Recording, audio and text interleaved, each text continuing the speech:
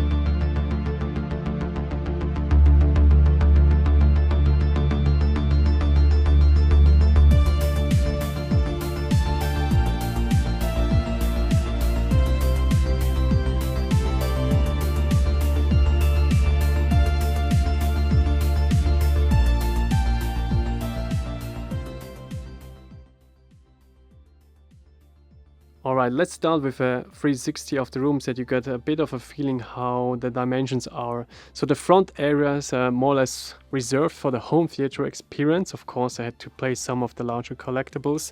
But in general, we have the first half of the room, the front half of the room, reserved for watching movies and experiencing the sound, of course. You have the screen at the front, you have the speakers all covered by acoustic treated walls, acoustic treated fabric basically. And on the right and left side you have these panels which have the speakers integrated and then the LED stripes all around them. So the front part of the room is more or less the half, and the other half of the room is the collection. Alright, so I switched the room side. Behind me is now the screen and we pan down to the actual collection area. And here you see the sofa, and there in the back side you have also kind of a furniture which houses the whole AV equipment. And then we have the door, and what you can see there is the kind of wall panel that has the whole home automation under control. So then I take you in the freehand mode to show you a bit around. First I want to show you what's happening outside of the room. So we bought an apartment on the ground floor, and in the lower basement area you had basically the choice to additionally buy also a hobby room, which was this room here in the home theater. As you can see, we have some acoustic treatment foam to protecting the sound kind of leaving the room. And this is more interesting. So this is my neighbor's room, and that's how you actually get the room initially after construction was finished. As you can see, he has not did something yet with the room. So that's kind of just an empty concrete kind of area, and it has also a lot of echoes. So that's one of the major things that you have to get under control, the whole sound and acoustic treatments. Also, humidity is an issue. If you have a newly constructed home, especially in the basement area, you have humidity problems. So you definitely need one of these devices here. Alright, let's go back to my room. So let's talk about climate and temperature control in this room. As you saw in the naked concrete room of my neighbor, it's definitely a challenge. So you have to check with your specialist about air circulation. So there you see, for example, we have some of these vents on the top corners. I think it's about 2 of them. And this helps the humidity and the airflow.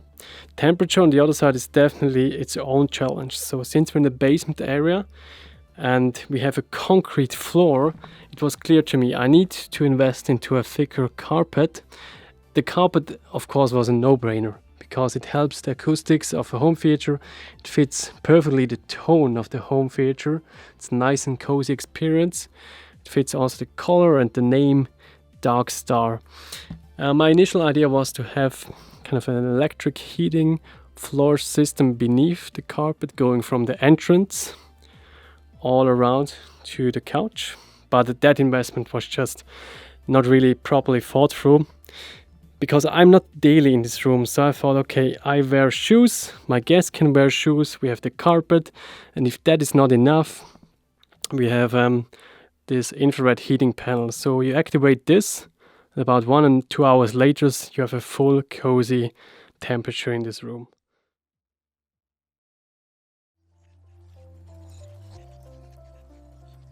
So let's talk first about the lighting setup, because this is the thing that really welcomes all the guests in here.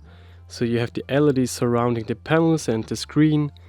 You have this magnificent Starscape infinity star ceiling with a twinkling effect. Then of course for the collection you have several LED light setups. And as a special thing we have this museum type of spots mounted to these power rails. So these spots, for example, they are integrated with a DALI interface. DALI means digital addressable lighting interface, and this is then connected to the home automation system. The home automation system is Control4. It's one of the leading suppliers in terms of software and hardware around that topic. It's kind of a proprietary system. But once set up, so you need definitely some support from an expert. Once set up, you can do almost everything with this system. So the controller unit is in the furniture piece, there in the whole server rack. You have all the cables running into that controller device, and then you can basically control all the lighting, the devices, and so on. So let's have a bit of a demo. Right now we have the setting on welcome, which means we have a more welcoming lighting environment. I can set the room to off by one click. So full dark now. I can set it to collection, which gives more focus on the module cases. And then of course we have more fancy stuff, like for example cyberpunk. So let's have a look at this. You have this cool purple and cyan tints at the front. Or you can set it to Iron Man, so red and gold. This is the movie mode, so full dark with the Starceiling running. And you have Cinemascope, which is orange, and this kind of acid glow from my brand logo. So pretty cool. It was rather a challenge to route all the cables from the module cases back through that corner area into the furniture, and then of course kind of connecting it to the controller of Control4. But in the end we kind of managed to do that. It's pretty cool now. So let's have a bit of a behind the scenes look how we achieved the lighting results. One of the major things I want to show is how cool the technology is kind of covered up and hidden inside the side panels. So you see I remove kind of the fabric which is laying on top of it. And by the way, with the Control4 unit you receive, or you can also buy this remote. It's called the Neo. And you have all the lighting setups as well here. It's kind of the same stuff that you have on the wall panel you have in this remote. And of course you also can install an iPhone app or an Android app. So here's the inner working of the side panel. You see there at the top, these are these ridges where we basically have the cloth going into. Let's talk quickly about this light source here. The light source in the silver box is just an RGB LED with a twinkle wheel, which is kind of addressable via the Control 4 automation system. I think it's a DMX interface here. And you can program everything that you want.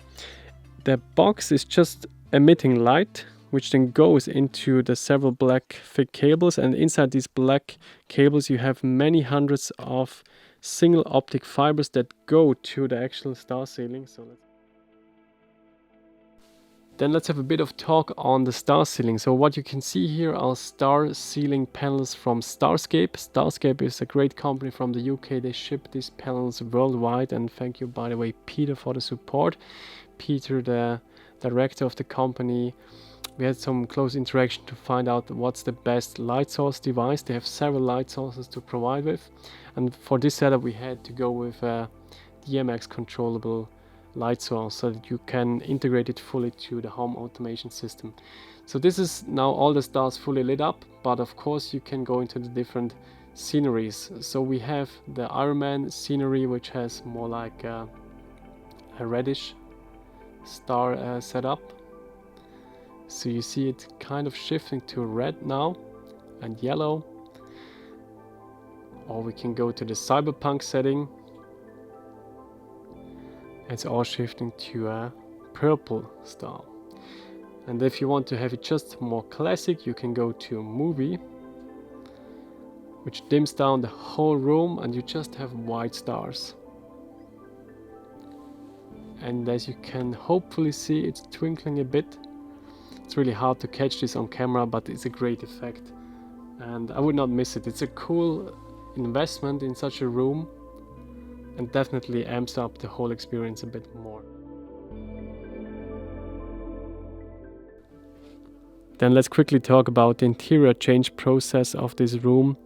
So I'm a highly unskilled guy when it comes to home improvement tasks, and for me it was a no-brainer to onboard a professional team.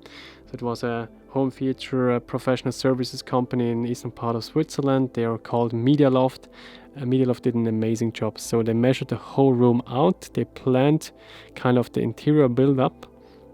So that was about 2 to 3 weeks of preparation. And then they came in. For only 1 week, they transformed the whole room into this magnificent experience. And what they did, they came in and they kind of mounted onto the concrete walls. They mounted wooden frames, and inside the wooden frames you have a lot of insulation material to help the acoustics, to help the temperature, and so on. So after they have finished the carpenter work and then they added all the insulation material, they had to cover everything up. So they kind of stretched this dark black fabric that you see at the top and beneath and below the side panels and behind the screen to give it a proper movie experience. And then the room was kind of ready to do all the AV installations. So let's see what we have here. So the brand that they installed here is called Sonance, and Sonance is specialized on in-wall speaker setups, and they just produce amazing volumetric sound. It's a breathtaking experience. You cannot compare this to a normal cinema going. So you have Sonance speakers at the front and the surround left and right.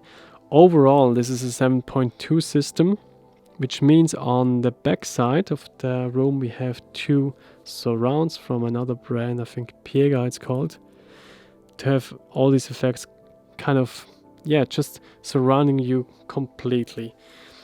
7.2 also means you have 2 subwoofers. These are from a brand called Paradigm. I think it's the V12 Defiance. So the sound experience does not compare to a normal movie going. Because the room is so small but at the same time optimized, you will feel all the sounds just encapsulating you. It's like really this immersive experience, and if you sit directly here in the sweet spot, you will have tingling sensations from the subwoofer sound wave, not in a negative way. It's not like a full frontal subwoofer attack. It's more like this immersive experience where the sound waves go through all your body parts and adding up together with the more precise sounds from the other speakers, where you hear every single raindrop falling down. You will hear kind of the voices really clear and not just kind of dumped down from the subwoofer, and it all adds up to just a unique experience. So you just have to feel it for yourself. So adding to the audio experience, you also need to have a proper visual experience, and for that we have installed a Sony projector here at the back wall in the furniture. This is a Sony VPL 570 ES, and I think in the United States it's 3W695 ES. It's the same model. I think it's from last year, but still up to the latest technologies, I would say. It's a 4K projector, and the cool thing is it has lens memory and lens shift. And this means by a click on a button on the remote, I can kind of shift the image into a 16:9 image. And this is all done automatically now by the projector. So if you want to watch normal 16:9 content or play video games, you have to go into this mode. And then again, if you want to have the full Cinemascope experience, you just click a button again and it will zoom up, and basically the black bars that would then go on top and bottom, they're not visible anymore. And let's have a quick demo of some content, right? So I can go into my Apple TV. I'm using Plex as an app on Apple TV. Plex then connects to my PC in my apartment, and on that PC have loads of movies stored. I think we can have a quick DHX example.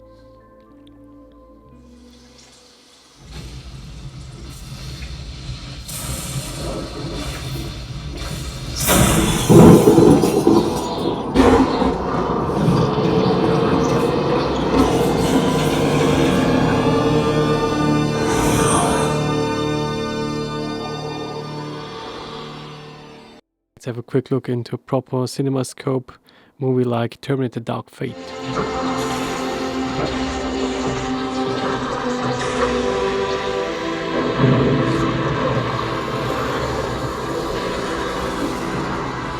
Switch on.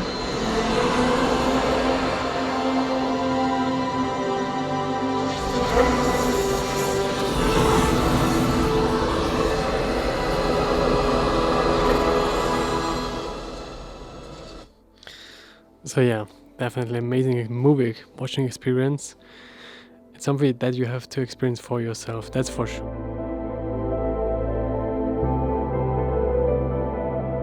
So for the collection tour, I switched to freehand mode. So front left we have the amazing legendary scale Mark 7 from Sideshow Collectibles. Just dig this piece. Then when we go on to the right side of the room, we have Prime 1 Alien 3 Dog Alien.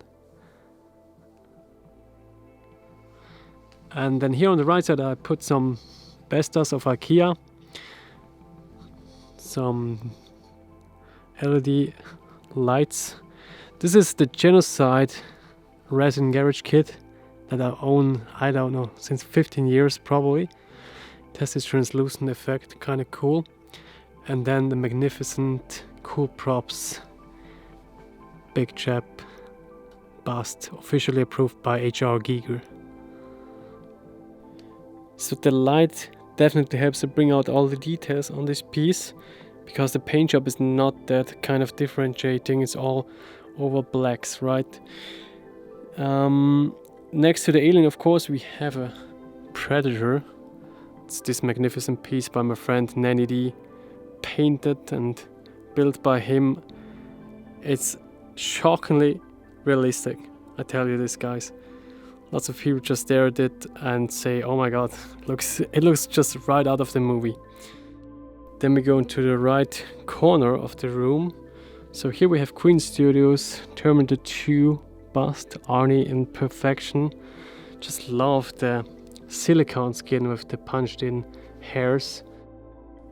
Then above we have a house party protocol poster showing suits 1 to 42, and this is also resembling the state of the collection of the suits. So all the ones with a blue dot are in the collection. And man, I would love to have a nightclub suit, but right now I highly doubt Hotas will continue this line, but never say never, so let's see. Then let's go to the display cabinet. So the display cabinet I moved from my former apartment, but we did a change. We applied like a dark foil that it fits better to the actual furniture and to the module cases, because before it has been silverish aluminium style. Then on top of the actual cabinet we have here a nice bottle opener. Pretty cool to add some beers. And my idea is to usually have kind of the Blu-ray presentable and some of the recent figures on this display cabinet. For example, this suit actually. This is amazing. Punisher War Machine, oh my god. So yeah, in general this display cabinet is still a bit random. Right now I have not mounted the back glass, so I'm still flexible to kind of move in figures. I have here a radio remote to deactivate this display cabinet by itself, so it's not integrated into the home automation. Alright, let's have a bit focus on the module cases. So the module case solution that you see here is fully customized to this room, right? I did this in close interaction with Brian from Module Cases, as he's the owner and really a good supporter in the whole process. I sent him some 3D sketches of the room, sent him some measurements, and then he came back with an actual build, also a 3D build of the module cases. And what we did is we did customized heights, so it's 70 centimeters height each module case, which then totals into 2.10 meters. So that you get a rough understanding how large actually a module case setup is, I probably need to throw myself into the action now. I'm 5'11", and please bear with me about these Travolta moves. So apart from the height, we also customize the width. These larger module cases here are 150, and the ones on the right are 130 width. So Brian definitely helps on making all the dreams come true. This is a normal DF60 with just a height of 70. So I put up all the Iron Man suits from left to right, from the original suits until the Mark 7, Mark 6, Mark 42 and all the other House Party Protocol suits, and of course Hulkbuster, which was the minimum requirement to get him into one of these model cases. There in the back it's a bit cramped, but I just didn't want to get all the Iron Mans also kind of drawing into the War Machines. That was kind of an important thing to have them separate. Then here we have some of the original Avengers crew. But all in all, I definitely dig these half shelvers where you can just separate the height and to have just more out of one module case. So as these are acrylic glass cabinets, you have to be a bit more careful with the cleaning service than with normal usual glass. For that, Brian recommends this Novus 1 plastic and shine protection and cleaning solution, and for me it works wonders. It's like voodoo. No idea what it does to the acrylic surface, but especially in this low light room you have almost no kind of glares, and it looks almost as good as normal glass if you ask me. It's also lighter, it's less expensive, so for me I'm really happy with the acrylic glass setup. Alright, and as the last section, let's focus on to the top right corner area. So here I had to leave the space open because of the back surround speaker, which actually works pretty well for the home theater setup. And I want to highlight these top boards. So you have to buy these extra from module cases, but they're really helpful. So it's like a thick board of wood, then laid over with some leather kind of material or plastic leather material, and they help to kind of secure a lot of figures on top of the module cases. Without these top covers, you just kind of place figures on top of the higher up shelves, and these are not that stable and durable.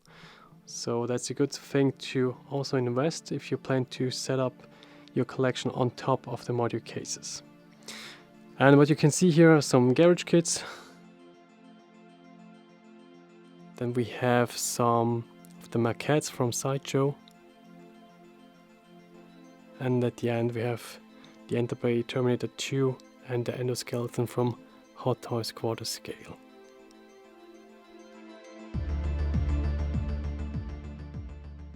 So if you have a room like this in the basement area, no one would expect you have such a collection around, right? So the faces when the people enter, they are really priceless.